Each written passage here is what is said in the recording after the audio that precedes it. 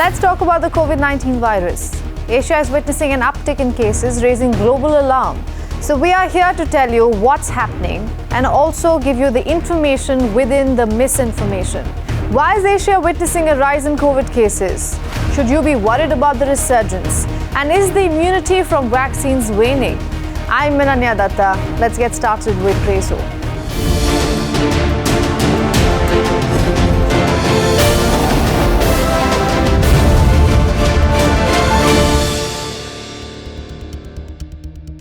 For many of us, the COVID-19 pandemic of 2019 wasn't just a health crisis. It became a marker in time. We now speak of life as pre-COVID and post-COVID, as if it were a new BC and AD. Over the course of 3 years, the virus showed us life and death at a scale we had never seen before. The world still counts the cost. Over 7 million lives lost and trillions in economic damage. Times have changed, but the fear lingers, and now a fresh wave of anxiety is sweeping across Asia. Summertime has always been a peak for respiratory viruses. The same might be becoming true for COVID. Cases have surged, particularly in Hong Kong, Singapore, and Thailand. Hospitals in these countries have witnessed an increase in admission, and the rise is being blamed on the JN.1 COVID variant.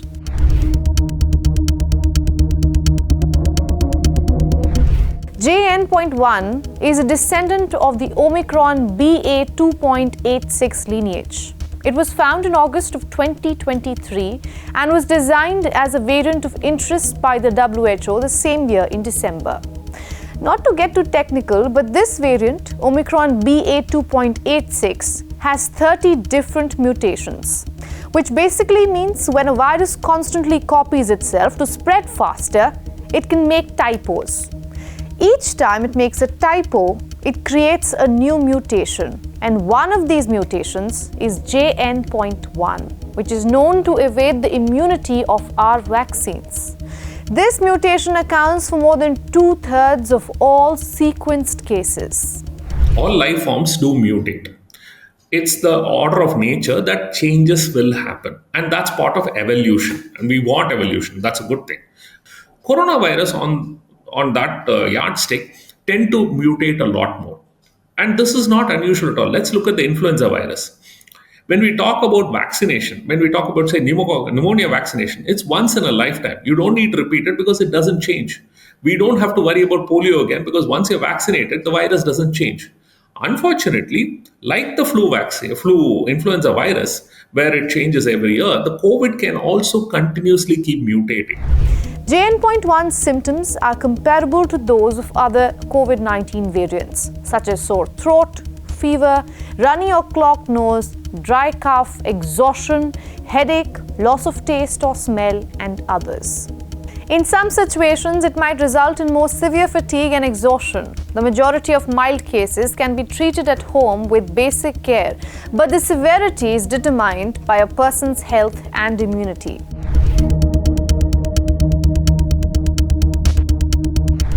Singapore's Ministry of Health reported that weekly cases rose from 11,100 to 14,200 in the first week of May. Hong Kong has also reported its highest COVID-19 activity in over a year. Thailand reported the most new cases at 1,884. The WHO recorded a 9% rise compared to the previous 28 days period in the Southeast Asia region. And new infections have been seen time and time again across the world in every country.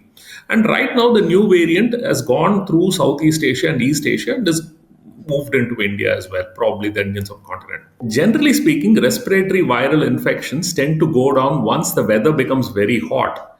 And therefore, there is a significant higher number that we are seeing right now as compared to what we anticipate seeing at this time of the year.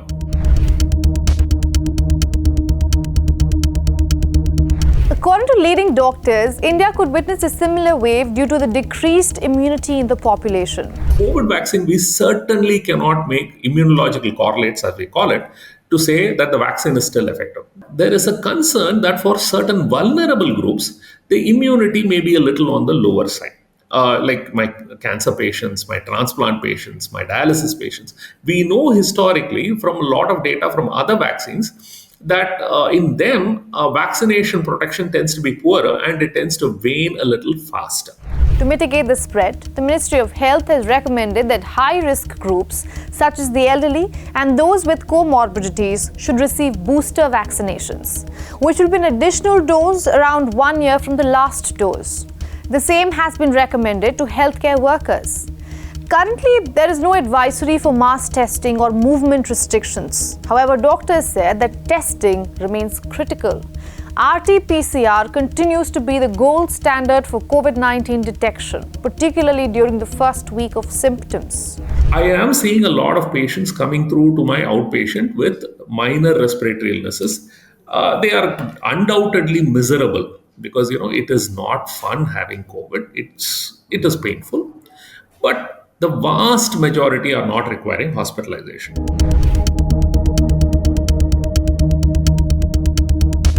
The surge coincides with members of the World Health Organization adopting an agreement to improve preparedness for future pandemics. After 3 long years of negotiations, the legally binding pact was adopted in Geneva on Tuesday.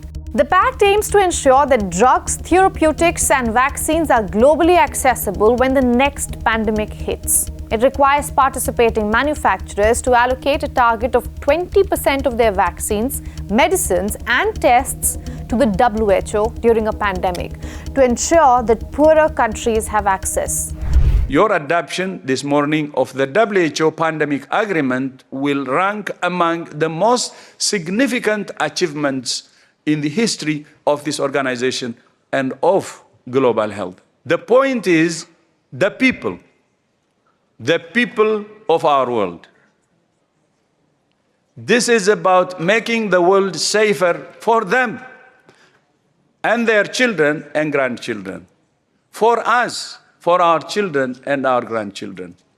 The last couple of years, WHO has not looked in very good light. They did what they could, but I certainly believe they could have done better because I have been a pretty fierce critic even during the COVID times that WHO probably went a little soft at certain times. Like, for example, the mask mandate. Their call on that initially was wrong.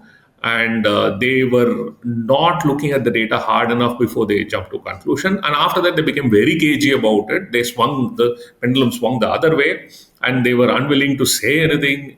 It looked pretty uncomfortable, to say the least.